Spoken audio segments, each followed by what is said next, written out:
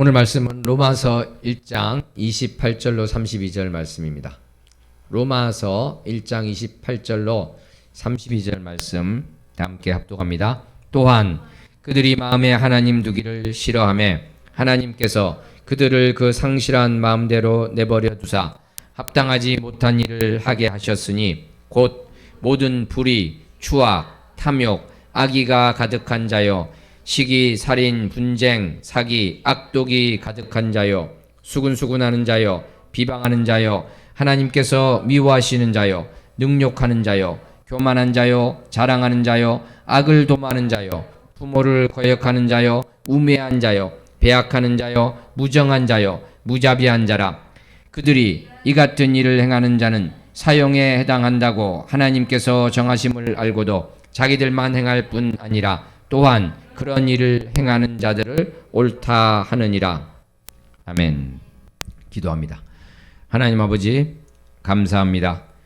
참으로 이방인들만 죄악 가운데 있는 것이 아니라 우리도 죄악 가운데 있었음을 오늘 말씀 가운데 깨닫기를 소원합니다. 참으로 주님께서 그런 우리를 건져주심을 기억하기를 소원하는 이 시간이 되게 하여 주시옵소서. 성령님께서 함께하여 주시옵소서. 우리 주 예수 그리스도의 이름으로 기도하옵나이다. 아멘. 사랑하는 성도 여러분, 오늘 말씀을 보시면 하나님께서 그들을 그 상실한 마음대로 내버려 두사 그렇게 말씀하셨습니다. 그 모든 결과가 바로 오늘 우리가 본 이 21가지의 죄악이 될 것입니다. 악덕이라고도 할 수 있겠죠. 그러한 것을 우리가 보는데 지난 시간에 불의에 대해서 여러 차례 말씀드렸습니다. 이 불의라는 것에 대해서 자세하게 말씀을 드렸고 사실은 가장 큰 불의는 하나님을 대적하는 것. 하나님이 의로우신데 하나님을 모른다고 하는 그것이라는 말씀도 드렸습니다. 그리고 우리가 이 불의를 이야기할 때 여러 가지가 있지만 특별히 또 사회와 관계된, 그러니까 내가 직접 죄를 짓지 않은 것 같지만 어떻습니까?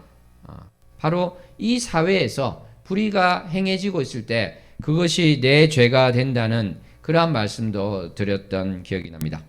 사랑하는 성도 여러분, 사실은 우리가 이 사회 속에 살 때 약하고 힘든 자들, 그들을 향해서 우리가 바라보는 것, 그들을 향해서 내가 정말 우리 사회가 모든 것을 다 해줬나 생각할 때는 항상 부족하다는 것을 이제 깨달을 수 있을 것 같아요. 그죠? 그래서 지난 시간에 여러 이야기를 또 드렸습니다만 제가 또 이런 이야기도 한번 드리고 싶습니다. 우리가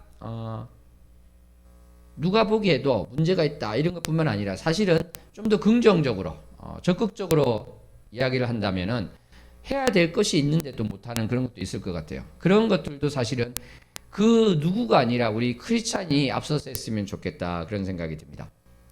일례로 저는 그 미국에 사는 어떤 분이 말을 하는 걸 들었는데 이분은 양쪽 귀가 전혀 들리지 않는 분입니다. 근데 우리가 알기로 양쪽 귀가 들리지 않으면 어떻게 되죠? 말을 할 수 있나요? 말을 못하는 걸로 알고 있죠, 그죠?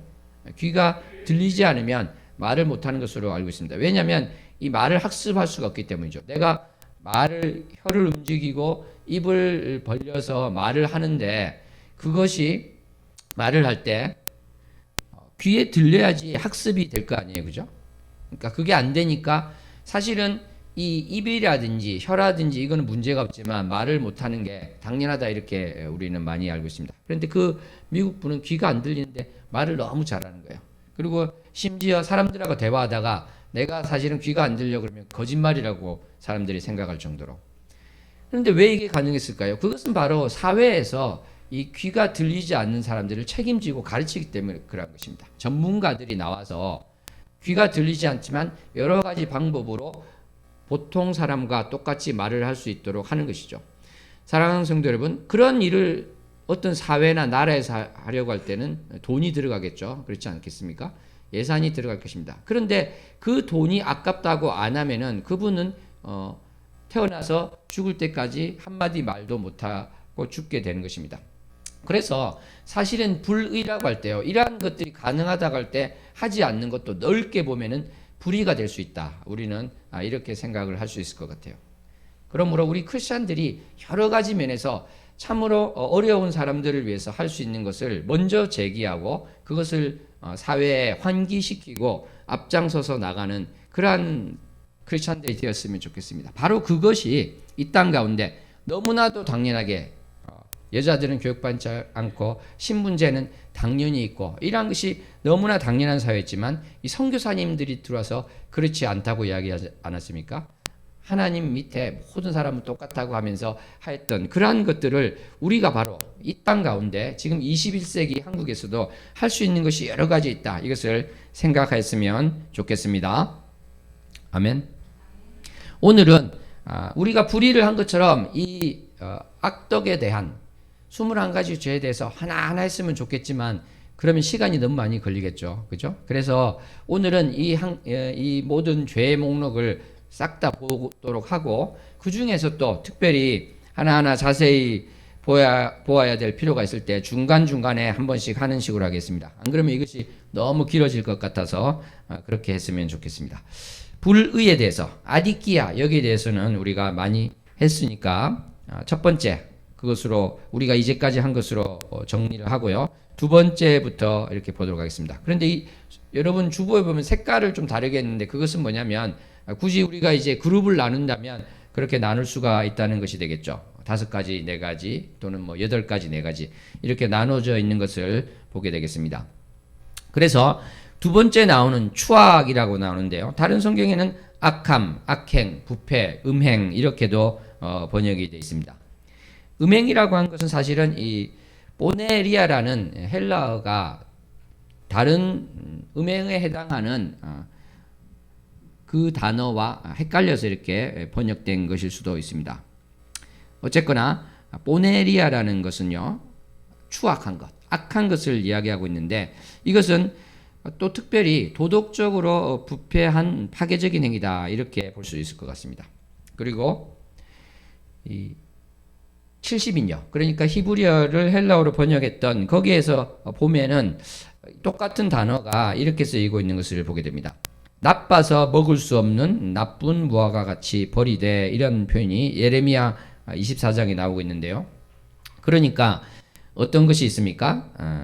나쁜 무화과가 있고 좋은 무화과가 있습니다. 그때 이제 나쁜 무화과를 지칭할 때 바로 추악하다고 우리가 지금 보고 있는 보네리아 이 말을 쓰고 있다는 것이죠. 그러니까 저는 이것을 염두에 두면서 생각할 때 이 추악이라는 것은요 좀 부패해 있고 더럽기도 하고 그죠?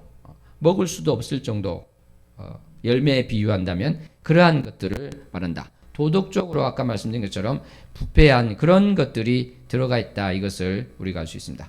사랑하는 성도 여러분, 우리가 인생 가운데 여러 가지 일을 만나게 됩니다만 참으로 내가 볼 때 추악한 것, 악한 것이라고 당연히 되는 것에 나도 모르게 빠져들어가는 경우도 있습니다. 정말 하나님께서 나에게 그러한 마음을 주실 때 여기서부터 벗어나올 수 있는 우리 모두가 되었으면 좋겠습니다. 아까 음행에 대해서 이야기했는데 크게 보면 여기도 포함되겠지만 이 성적인 문제는 앞에서 나온 동성의 문제 있죠. 그죠? 거기에 다 포함되어서 이미 아주 길게 이야기했다 이렇게 우리는 볼 수 있겠습니다. 특별히 또 에베소서 6장 12절을 보면은 악의 영들에 대한 것이 나오고 있습니다. 이 어둠의 세상 주관자들과 하늘에 있는 악의 영들 그때 이 악을 이야기할 때 보네리아 이 추악한 이 말을 하고 있습니다. 그러니까 하나님께서는 의로운 것과 반대되는 불의에 대해서 첫 번째로 이야기하시고 두 번째 추악을 이야기할 때 그것은 사실은 가장 근본적으로는 하늘에 있는 악의 영들 그것을 따라가는 것 하나님의 선하심과 반대되는 그러한 것들이 들어가 있다. 이것을 우리는 보아야 될 것입니다. 그러므로 하나님의 선하심과 배치되는 그러한 것이 있을 때 이것은 내가 좋은 무화과 열매가 아니라 나쁜 무화과 열매로서 살고 있구나. 정말 하나님께서 원하시는 바를 내가 이루기 위해서 나가야 되겠다. 이렇게 결단하면서 스스로를 돌아볼 수 있었으면 좋겠습니다. 아멘. 자, 세 번째 나오는 말씀 보겠습니다. 탐욕입니다. 지나친 욕심, 탐심, 억지, 욕심 이렇게 번역되기도 하는 바로 이 말인데요. 블레오넥시아라는 헬라어인데 바로 이 탐심이라는 것은 우리가 아는 것처럼 지나치게 가지려 하는 것이죠. 어떤 것을 가졌는데 더 가지고 그래서 이소우화처럼 어떻습니까? 점점 더 개구리가 배를 크게 해서 터져버리게 되는 것처럼. 그리고 또 우리가 잘 알고 있는 톨스토이에 보면은 사람이 어떤 욕심이 얼마나 지나친가 그것을 소설로서 쓴 것이 있는데요. 그것을 보면은 당신이 지금 뛰어서 해가 지기 전에 돌아오면은 당신이 뛴 그 영역만큼 땅을 주겠다. 그러니까 뛰어가는데 어떻습니까?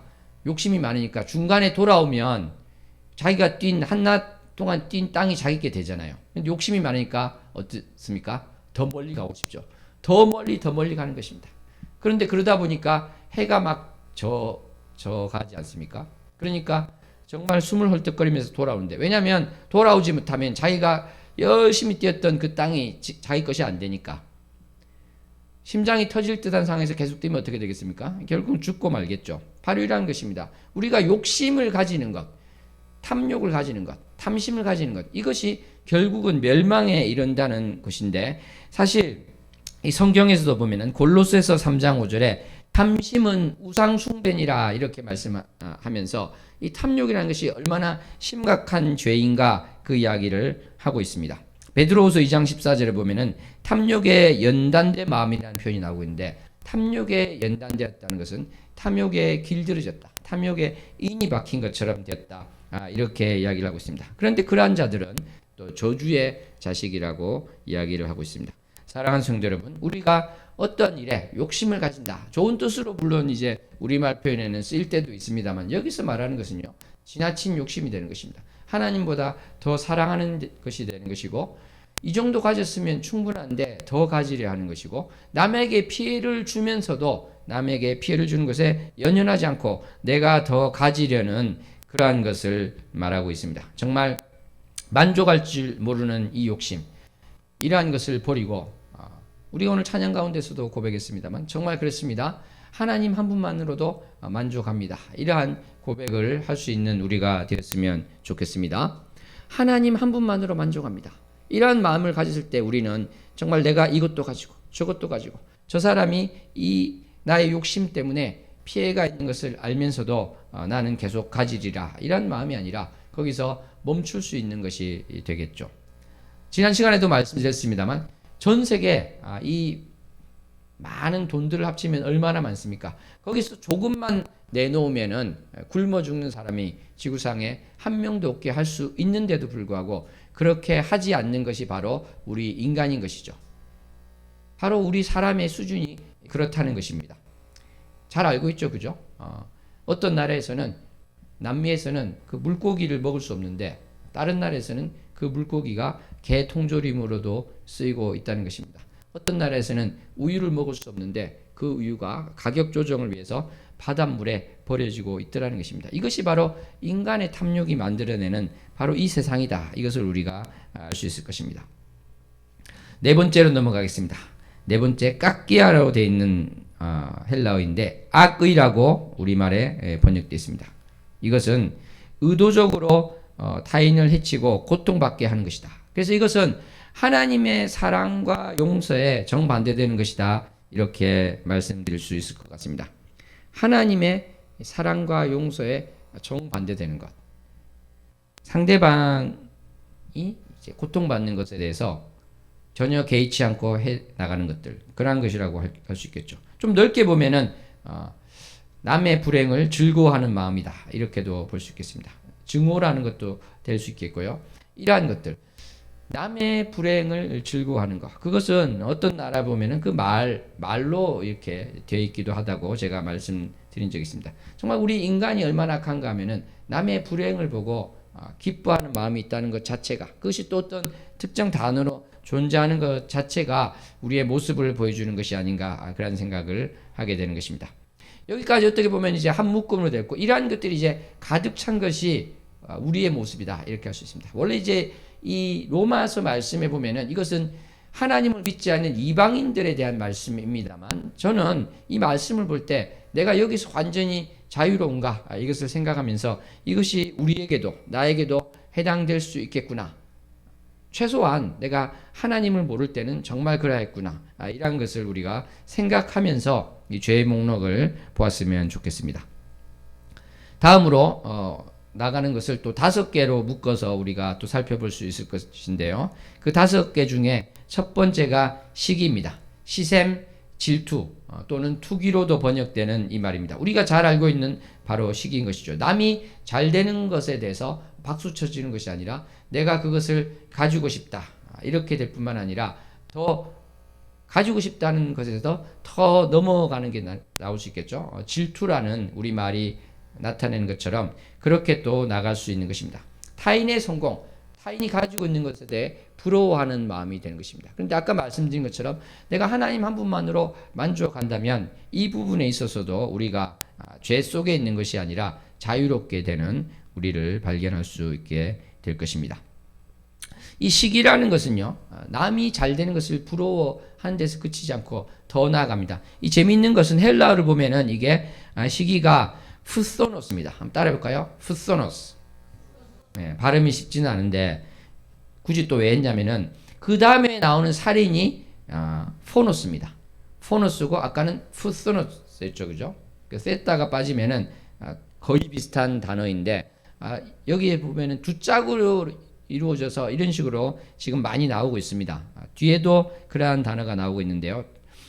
두 짝으로 쌍으로 이루어진 것이다. 그것이 무슨 의미인가 하면은 시기와 살인이 어떻게 보면은 한 쌍이다 이렇게 볼 수 있는 것이에요.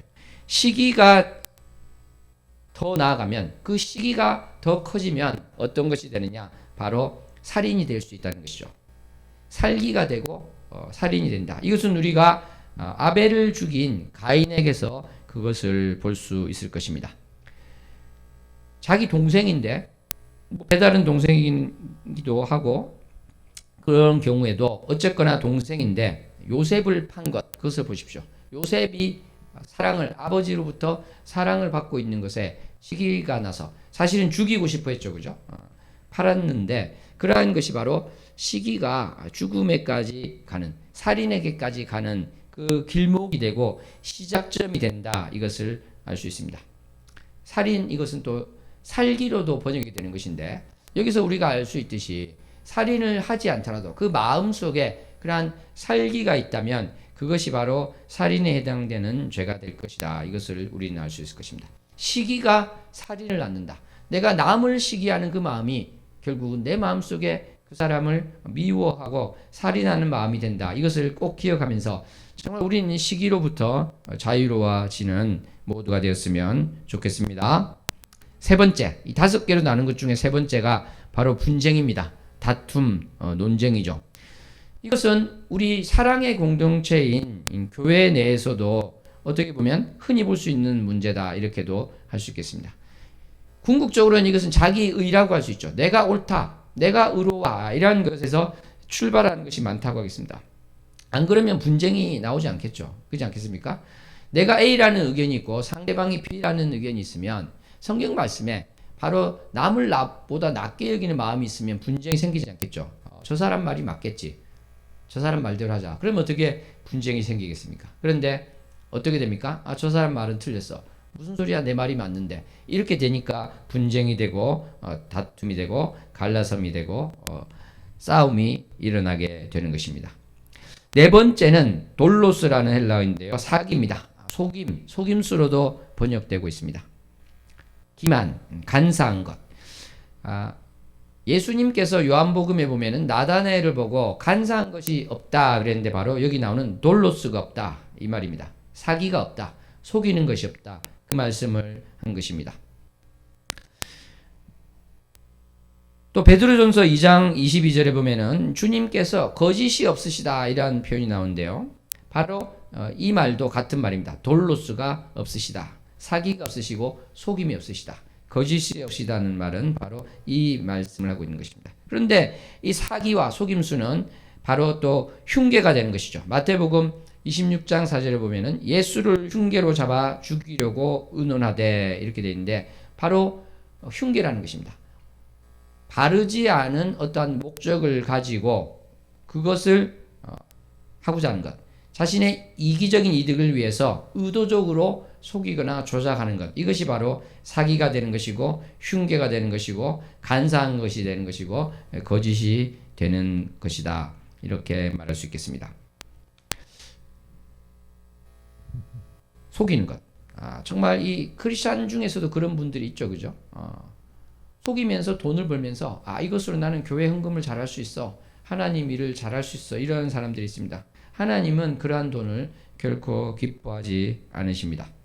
다섯 번째, 악독입니다. 까코에세이아라는 헬라어인데요. 악독, 이것은 또 어떻게 다른 성경에서는 적의, 악의, 적개심 이렇게도 번역됩니다. 남을 해칠 의도를 가졌다, 어떠한 악의적인 태도를 가졌다, 이랬을 때 우리는 악독이라는 죄를 이야기할 수 있을 것 같습니다. 이제 12가지 죄목이 남았습니다. 12가지가 남았는데 그 중에 첫 번째 8개를 보고 나머지 4개를 이렇게 보도록 하겠습니다. 12가지 중에서 보면은 첫 번째 나오는 것이 수군수군하는 자입니다. 수군거리는 것이죠. 말을 지어내는 것이고 남에 대해서 말하는 것이다. 우리가 자주 하는 말로 어떻게 했습니까? 뒷담화라 그러죠. 남 뒤쪽에서 뒷담화를 하는 것, 그러한 것을 말합니다. 남에 대해서 험담을 하는 것이죠. 이것은 그 다음에 나오는 비방하는 자, 여기에 대해서 관련해서 보면 어떻게 될까요? 비방하는 자, 이 두 번째 나오고 있는 비방하는 자는 공개적으로 입을 열어서 상대방을 비방한다고 하면, 수군수군하는 자는 공개적으로는 하지 않습니다. 그런데 숨어서 그걸 하고 있는 것이죠. 그래서 어떻게 보면은 루터가 그렇게 말하게 되는데요. 이 수군수군하는 자는 어떻게 보면 비방하는 자는 한 가지 마음인데, 이 수군수군하는 자는 두 가지 혀를 가졌다, 그렇게 할 수 있는 것이죠. 앞에서는 칭찬을 하고 좋은 이야기를 하면서 뒤돌아서서는, 보지 않는 데서는 수군수군하는 것입니다. 저는 이 수군수군하는 것에 대해서 아주 어렸을 때, 제 생각에 한 6살쯤 됐을 것 같아요. 7살이나 6살쯤 되지 않았을까 싶은데, 그때 정말 이렇게 살아서는 안 되겠다 결단을 했던 적이 있습니다. 어린아이 마음에. 왜 그러냐면 TV에, 얼마나 그때 어렸냐면 TV에서 이제 어떤 장면이 나오는데, 저 TV 앞에 있는 아이가 웃고 있네요. 그러면 내가 웃는 거 어떻게 알았지? 이렇게 할 정도 나이니까 굉장히 어렸을 거예요, 그죠? 그런데 어떤 장면이 나왔냐면, 그러한 이제 아이들을 위한 그런 프로였는데, 어떤 연극가 같은 그런 상황이죠. 친구들이 막 놀고 있습니다. 그러니까 A라는 친구가 놀면서 그 자리에 없는 다른 아이에 대해서 막 험담을 하는 거예요. 그러니까 그 이야기를 들은 그 친구가 같이 동조해서 그 아이에 대해서 험담을 하는 것이 아니라, 나 너랑 안 놀 거야, 그럽니다. 왜? 그러니까 나 없으면 또 나를 너 험담이라는 표현은 않겠죠. 나 없으면 나에 대해서 나쁘게 말할 거잖아, 이렇게 하는 것을 보았습니다. 그러면서 그 어린 마음에 제가 딱 깨닫고, 정말 남이 없는 데서 남에 대해서 나쁜 이야기를 하지 않아야 되겠다, 이렇게 했던 기억이 납니다. 또 어떤 특정한 나라를 이야기하면 이것은 또 안 좋을 것 같으니까 이야기를 안 하겠는데, 우리나라에서 그리 멀지 않은 나라인데요. 거기서 살던 분이 그 이야기를 하더라고요. 이렇게 모여서 4-5명이서 테이블에서 뭐 차를 마신다든지 이렇게 이야기하는데, 한 명이 화장실을 갈 거 아닙니까? 화장실을 가면 가자마자 그렇게 험담을 한대요. 그리고 오면은 또 언제 그랬냐는 듯이 또 이야기하고, 또 다른 사람이 화장실 가면 또 그 사람 욕을 막 한다는 것입니다. 그래서 이 한국 분이 저한테 이야기하기를, 정말 내가 화장실을 안 가기 위해서 노력했다, 이런 이야기를 하더라고요. 자기가 가면 그렇게 되니까 그랬다는 것인데, 정말 이런 것처럼 우리가 이 수군수군하는 것은 그게 어떤 사회 문화가 될 수 있을 정도로요. 이 뒤에서 남을 헐뜯는 것이 어떤 사회에서는 너무 일반적인 문화가 되어버릴 정도로 이 죄가 우리를 장악하는 힘이 크다는 것입니다. 차라리 그죠? 입을 열어서 이야기를 했다면 싸움이 나고, 그러니까 비방하는 것을 줄일 수 있을 텐데, 수군수군하는 것은 어떻게 보면 바로 드러나지 않으니까 점점 이렇게 퍼져서 많은 사람들이 어떤 포로가 되고 노예가 된 것처럼 수군수군하는 그 죄를 계속해서 죄인지도 모르고 짓고 있다는 것이죠. 사실 이 수군수군하는 죄는 내가 그렇게 하면서도 죄를 깨닫지 못하는 경우가 많습니다. 정말 그러한 죄를 짓지 않는 우리 십자가 은혜교회 성도가 되었으면 좋겠습니다. 정말 그 깨달아야 돼요. 어떤 A라는 사람에 대해서 수근수근대는 그 사람은 반드시 내가 없는 자리에서 나에 대해서 유혹을 합니다. 그걸 깨달으셔야 됩니다. 제가 어릴 때 깨달았던 그거 지금도 저는 유효하다고 생각합니다. 자, 그리고 비방하는 것에 대해서 이것이 얼마나 나쁘다는 것은 굳이 이야기를 안 해도 될 것 같아요. 세 번째로 넘어갑니다. 12가지 중 8가지 중에 세 번째, 하나님께서 미워하시는 자. 이것은 이제 헬라어로 보면 한 단어로 되어 있어요.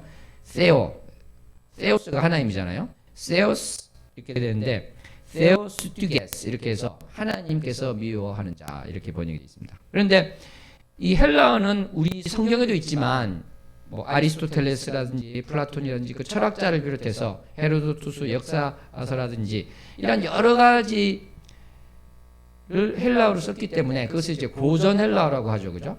고전 헬라어에 보면 이 단어가 나옵니다. 성경이 아니라 성경에는 한 번밖에 나오잖아요. 그런데 그 그 고전 헬라어를 보니까 하나님께서 미워하시는 자 이렇게 번역을 할 수 있는데. 그 시기가 좀 더 지나고 신약 성경 시대에 와서는 그 뜻이 조금 변했다 이렇게 학자들은 보고 있습니다. 그렇기 때문에 그 변한 것으로 보면은 우리말에서도 다른 성경에서도 그렇게 번역한 것처럼 하나님을 미워하는 자 이렇게 번역하는 게 올바를 것 같습니다. 그래서 이 세 번째 이 죄악은 하나님을 미워하는 것, 하나님을 대적하는 것이다 이렇게 여러분 성경에 표시를 해서 그렇게 보시면 될 것 같아요. 그래서 하나님을 대적하고 하나님의 적개심을 품은 그 죄에 대해서 이야기를 하고 있는 것입니다. 네 번째로 나오는 것은 능욕하는 자로 되어 있는데 히브리스테스라는 헬라어입니다. 이것을 다른 말로 번역하면 시건방진, 불손한, 난폭한, 무례한, 건방진, 모욕을 주는, 업신여기는 이렇게 번역할 수 있고 이 헬라어가 또 개역 한글에서는 폭행자로 번역되어 있기도 합니다. 디모데전서 1장 13절에 그렇게 번역이 되어 있죠. 그런데 이것은 결국은 어떤 내용이 될까요? 타인을 업신여기고 규범을 무시하면서 자신만을 중시하려는 자세이다. 이렇게 우리는 볼 수 있겠습니다. 그러니까 타인을 업신여기고 규범을 무시하는 그러한 자세. 우리는 이제 이것이 아주 약화된 형태가 될 수 있겠지만 우리 그리스도인들도 조심해야 되는 것이 어떤 이제 카페라든지 그런 데 갈 때 주변에 사람이 있잖아요, 그죠? 그 사람이 있는데 아무런 개의치 않고 큰 소리로 떠드는 경우가 가끔씩 있습니다. 그랬을 때 그 사람들이 우리가 이렇게 우리는 지금 열심히 교제 정말 하나님이 기뻐하시는 교제를 하고 있는데 뭐 저 사람들이 어떻게 생각하거나 말거나 이런 자세가 되면은 안 되겠죠. 또 그 카페가 장사를 해야 되잖아요. 근데 거기서 커피 한 잔 시켜놓고 5시간씩 있으면 안 되겠죠, 그죠? 정말 5시간 동안 우리가 얼마나 좋은 교제를 했느냐 이런 것을 말할 수도 있겠지만 상대방에게 피해를 줬다면 그것도 한번 생각을 해봐야 되지 않느냐 생각합니다. 물론 이것은 이제 능욕하는 자의 아주 범위를 넓혔을 때 그렇게 되겠습니다만 우리가 이 성경에 나오는 모든 것을 볼 때 나와는 이것은 무관하네 이렇게 하고 넘어가지 말고 혹시 내가 여기에 관련된 것은 아닐까 이렇게 생각해 보는 그것도 중요할 거다 이렇게 저는 생각을 합니다. 그래서 여기서 또 이제 세 번째 네 번째와 연결시켜서 하나님을 대적하는 자, 하나님을 미워하는 자와 연관시켜서 또 볼 것 같으면 아까 디모데전서 1장 13절에 폭행자로 번역되어 있다고도 말씀드렸습니다만 거기서 보면은 디모데전서 1장 13절에 비방자요 박해자에 나오는데 비방한다는 것은 신성모독한다 이러한 헬라어입니다. 그러니까 하나님을 대적하는 것과 연관되어 있고 이 폭행자라는 것은 결국은 하나님을 믿는 사람들에 대한 폭행이라고 볼 수 있겠죠. 그들을 박해하는 것과도 연관되어 있는 것이라고 할 수 있겠습니다. 그러니까 여기서 능욕하는 자는 그 본질적인 의미에서는 하나님을 미워하는 자와 짝을 이루어서 하나님과 또 하나님 사람들에 대해서 대적하는 것 그것이라고 본질적인 차원에서는 말씀을 드릴 수 있겠습니다. 다섯 번째, 교만한 자, 거만한 자입니다. 이것의 반대는 무엇이겠습니까? 바로 겸손이 되겠죠, 그죠? 교만에 대해서는 우리가 잘 알고 있습니다. 하나님께서는 야고보서 4장 6절에 나온 것처럼 교만한 자를 물리치시고 겸손한 자에게 은혜를 주신다는 것을 우리는 알고 있습니다. 바로 잠언 3장 말씀을 인용한 이 말씀인데 그렇습니다. 하나님께서는 교만한 자를 물리치시고 겸손한 자에게 은혜를 주십니다. 겸손한 자를 높여주시는 하나님을 바라보고 참으로 내가 거만하고 오만한 자가 되어야 되지 않겠다. 내가 과도한 자만심이 넘쳐서 남을 깔보는 자가 되어야 되지 않겠다. 이렇게 생각을 할 수 있었으면 좋겠습니다. 나의 자존감이 너무 낮아지는 것도 문제가 되겠지만 나의 자만심이 너무 커서 남을 무시하게 되고 경멸하게 되는 이러한 교만한 자, 이것은 우리가 참으로 경계해야 될 자일 것입니다. 이것과 또 짝을 이루는 자랑하는 자가 나오죠. 그죠? 자랑하는 것은 바로 내가 어떠한 가진 것이라든지 성취한 것, 거기서 나오는 허세와 허풍이다. 자기 자랑을 하는 것이다. 이렇게 말할 수 있을 것입니다. 창세기에 라멕이 그러했고요. 사네립, 역대하 32장에 나오는 사네립이 그러했다. 이렇게 볼 수 있겠습니다. 뽐내는 것. 우리말 성경에 보면 이제 자랑한다는 말로 번역된 것이 항상 오늘 보는 이 로마서에 나오는 이 자랑하는 것을 번역한 게 아니고 다른 번역어도 있습니다. 카프카오마이라는 헬라어가 있는데 이것은 좀 중립적인 뜻으로 되면서 아주 좋은 의미로 많이 쓰이고 있습니다. 그러니까 어떠한 것으로 쓰이고 있냐면요. 그리스도의 십자가를 자랑한다. 이렇게 되고 있습니다. 빌립보서 3장 3절에 그리스도 예수로 자랑하고 이렇게 나옵니다. 약한 것들을 자랑한다는 표현이 나오고 있습니다. 그러니까 나쁜 뜻으로도 쓰이죠. 허탄한 자랑이라든지 사람을 자랑하지 말라. 카프카오마이 또는 이제 카우카오마이라고도 하고요. 어쨌거나 이 다른 단어는 중립적으로 쓰이고 있지만 로마서에서 말하는 이 자랑하는 자는 예수 그리스도를 자랑한다 할 때 그 자랑이 아니라 다른 것이다. 내가 가지고 있는 어떤 허세라든지 허풍과 관련된 그러한 자랑하는 자다. 이것을 우리가 기억했으면 좋겠습니다. 7번째로 넘어가겠습니다. 7번째는 악을 도모하는 자입니다. 그러니까 나쁜 일을 꾸며내는 것이죠. 어떤 악을 꾸미는 모략꾼이다. 악한 일을 꾀하는 것들, 악한 일을 계획하고 궁리하는 한마디로 악의 발명자다 이렇게도 할 수 있겠습니다. 악의 일을 잉태하는 자다 이렇게도 할 수 있을 것입니다. 남을 해치기 위해서 문제의 원인을 제공하는 그러한 자가 되는 것을 말하고 있다 이렇게 볼 수 있겠습니다. 이것이 또 8번째 나오는 부모를 거역하는 자랑 짝을 이루어서 또 생각을 해보면 이것은 어떤 부모랑은 차원이 좀 다른 어떤 좀 큰 범위에서 이렇게 하는 것이다 이렇게 말하는 주석가도 있습니다. 정치적인 것이다 이렇게 말하는 것도 있는데 이것도 어느 정도 일리가 있는 말 같습니다. 그러니까 어떠한 이 권위에 대해서 도전하는 것이 부모를 거역하는 것과 비슷하게 되는 그러한 이야기를 또 하고 있는 것이죠. 8번째 부모를 거역하는 자, 불효자가 되겠죠. 부모를 거스리고 거역하는 것을 말하고 있습니다. 여기에 대해서는 우리가 말하지 않아도 이것이 얼마나 큰 죄인가에 대해서는 다 알 수 있을 것 같습니다. 이제 마지막으로 4가지 죄가 남았습니다. 이것을 하고 오늘 말씀을 마치겠는데요. 그것만 한번 보도록 하겠습니다. 이 4가지를 보면은 우리가 머릿속으로 좀 생각하는 거라든지 판단하는 거라든지 그것과도 좀 연관이 있겠습니다. 감정적이고 또 지식적인 그러한 것과 관련된 4가지가 나오고 있는데 여기서도 이제 2개씩 되는 것 같아요. 자, 보시면 첫 번째가 우매한 자고 두 번째가 배약하는 자죠. 그죠? 계약을 지키지 않는 그것을 말하고 두 번째는 첫 번째는 우매한 자, 미련한 자, 어리석고 몰지각하고 그러한 자를 이야기하고 있습니다. 이 말이 이 2개가 사실 아주 이제 가까이 연결되어 있는 헬라어인데 그것은 첫 번째 것을 보면은 아스위네토스라 되어 있습니다. 아스위네토스고 한번 따라해 볼까요? 아스위네토스. 그 다음에 배약하는 자는 아스윈세토스입니다. 시작. 아스윈세토스. 비슷하죠? 비슷한데 바로 내용상으로도 사실은 연결이 되는 것이에요. 왜냐하면은 이 우매한 자, 미련한 자라는 것은요. 로마서 1장 21절에 미련한 마음이 어두워졌나니 이렇게 말하고 있습니다. 그러니까 미련하다는 것은 그냥 미련한 것이 아니라 하나님이 없는 상태, 그것을 말하고 있습니다. 로마서 10장 19절에 나온 것처럼 하나님이 없는 상태, 하나님의 그 지혜가 없는 상태가 미련한 상태이다. 우매한 자를 말하는 것이다. 이렇게 말할 수 있습니다.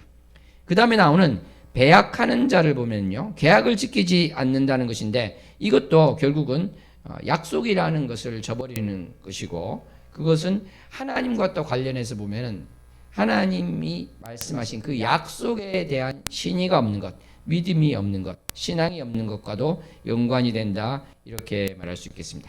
그래서 다시 한번 우매한 자, 배약하는 자는 하나님의 약속과도 관련된 것, 하나님을 모르는 자, 하나님과 없이 살려는 그러한 것이라고 말할 수 있습니다. 크리소스톰이라는 4세기 초대 교부는 이 배약하는 자, 계약을 지키지 않는 인간의 죄에 대해서 이러한 말을 하였습니다. 소나 말들을 봐라. 그들은 그들끼리 서로 모이지 않느냐. 소떼나 말떼들을 보면은 자기들끼리 모여서 이렇게 함께 하는 것을 볼 수 있습니다. 그런데 사람은 그렇게 안 한다는 것입니다. 사람은 함께해서 뭔가를 하기보다는 모이면 오히려 싸우게 되는 그러한 것을 보게 되는 것이죠. 서로 서로를 위해서 약속을 지키는 것이 아니라 서로를 배신하고 서로를 이용하려는 그러한 인간의 분상을 보게 된다는 것입니다. 자, 이제 두 가지 죄악이 남았습니다. 무정한 자와 무자비한 자이다. 아까 말씀드린 것처럼 굉장히 연결이 되는 것을 볼 수 있지 않습니까? 내용상으로도 이제 그러한 것이죠. 무정한 자, 동정심이 없고 냉담한, 차가운, 사랑이 없는 그러한 것을 말하는 것이죠. 불쌍함을 모르는. 사랑하는 성도 여러분, 우리 이 크리스찬들도 그럴 수가 있어요. 크리스찬들도 어떤 하나님의 일을 한다고 하면서 진정으로 불쌍한 마음을 가지는 것이 아니라 어떠한 목적을 위해서 막 달려가기는 하는데 그 마음 가운데 긍휼함이 없이 될 수도 있다는 것입니다. 우리가 전도를 할 때도 마찬가지죠. 예수 그리스도의 그 복음을 전할 때도 그분들이 이 복음을 받아들이게 되는 어떤 수단으로서 볼 것이 아니라 그분 자체가 목적이 되어서 그분들에게 진정한 의미에서 긍휼함을 가지고 사랑하는 마음을 우리가 가져야 될 것입니다. 그렇지 않으면 사실은 우리는 무정한 자가 되는 것이다. 이렇게 볼 수도 있겠죠. 마지막으로 무자비한 자입니다. 그러니까 잠언 12장 10절에 보면은 이런 말씀이 나오고 있습니다. 의인은 자기의 가축의 생명을 돌보나 악인의 긍휼은 잔인이니라. 여기서 나오는 잔인이 이제 헬라어로 번역된 것에 보면 똑같습니다. 그러니까 무자비한 것이 바로 잔인한 것이다. 이렇게 되어 있죠. 우리가 선한 사마리아인에서 볼 수 있는 것은 무엇입니까? 레위인과 제사장이 바로 쓰러져 있는 사람을 그냥 피해갔다는 것입니다. 여기서 우리가 이 누가복음 말씀 가운데 정말 우리가 중요하게 생각해야 될 것이 무엇이냐면 이 쓰러져 있는 죽은 것처럼 보이는 이 사람을 피해가려는 제사장과 레위인들 마음 가운데는 무엇이 있었을까? 이들은 어떤 면에서는 독실한 신앙인이었다고 볼 수 있는 거예요. 왜냐하면 율법에는 이 죽은 시체를 만지지 말라고 되어 있기 때문에, 그러면 정결치 않게 된다는 것이 있기 때문에 그 율법을 지키기 위해서 그랬을 수도 있다는 것입니다. 제가 지금 무슨 말씀을 드리는 것입니까?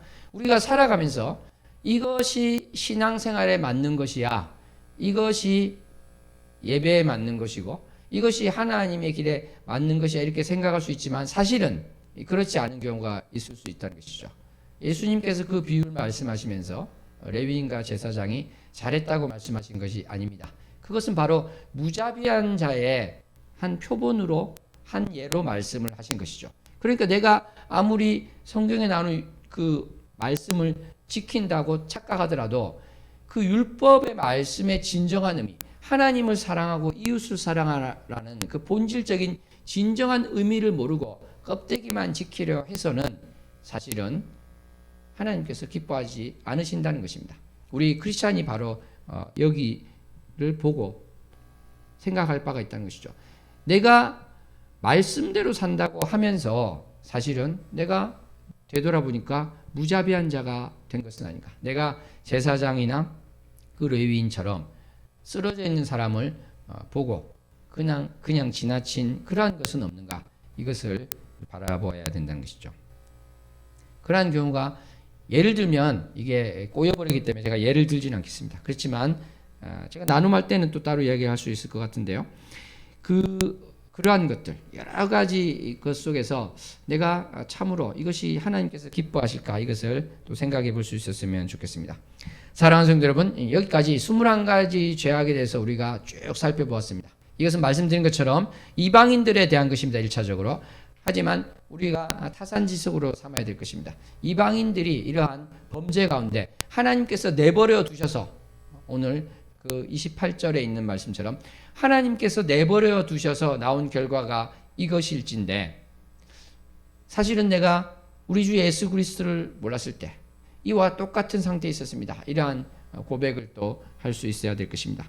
나아가서 주님, 내가 예수님을 영접했는데도 여전히 오늘 본 이러한 21가지 죄악 가운데 여전히 빠져있는 나를 봅니다. 내가 이러한 죄 가운데서 죄의 늪에 빠져서 허우적거리는 것이 아니라 주님의 팔을 붙잡고 빠져나올 수 있는 자가 되기 원합니다.